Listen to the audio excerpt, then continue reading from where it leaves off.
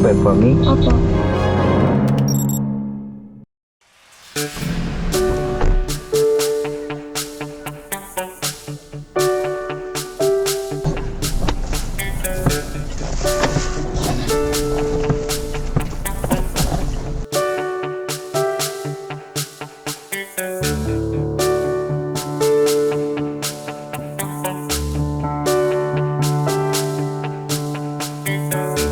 Sasabihin ko kuya yung condition Okay mo lang sa po. anak ko ha. Opo, sige po. He says, I have a Tourette syndrome. Hope you understand my condition. Okay lang yan kuya. Alam nila yung Opo. Tourette syndrome Opo, okay Opo. lang.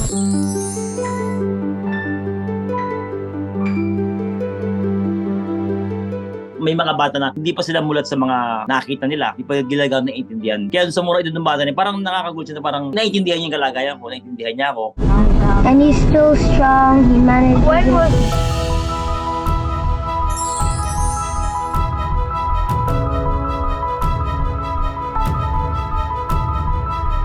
Will you pray for me? Opo. Thank you. Thank you.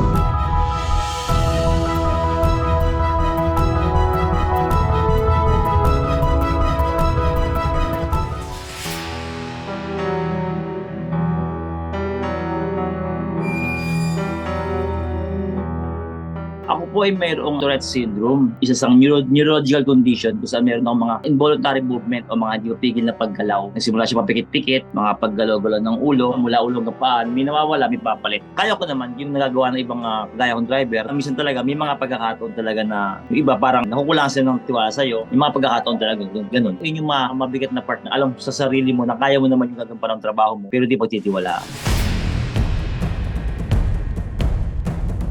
Ang eksaktong sanhi ng Tourette syndrome ay hindi pa rin natutukoy. Subalit, ayon sa mga pag-aaral, ito ay multifactorial. Ito ay kombinasyon ng genetics at environmental factor. Sa kasalukuyan, walang specific na treatment para sa mga pasyenteng may Tourette syndrome. Pero, may mga interventions tayong maaaring may offer sa mga pasyenteng may Tourette syndrome. Una na dito, ang tinatawag nating cognitive behavioral therapy. Ito ay isang form ng psychotherapy kung saan naglalayo na maturuan ng pasyente na mas maunawaan ang kanyang karamdaman at mga techniques paano makontrol ang kanyang mga irregular movements. No? Ikalawa, may mga gamot na maaaring ibigay upang mas mabawasan o makontrol ang kanyang motor at vocal tics. Natuwa ako kasi hindi lahat ng kagaya mo ay naiintindihan ako.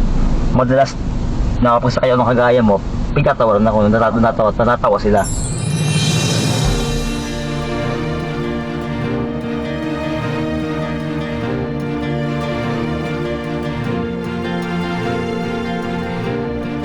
Pray for Marlon. He's a breadwinner of his family. Oh, Even now though you he look has so a familiar. condition,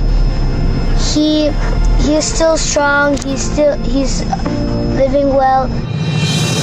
Nila ako ng kanyang pag-iisip. Tapos alam mo na nagabayan siya ng tama ng magulang niya. Yung tamang pagrespeto at pagmasakit sa kapwa nila. Thank you! Thank you!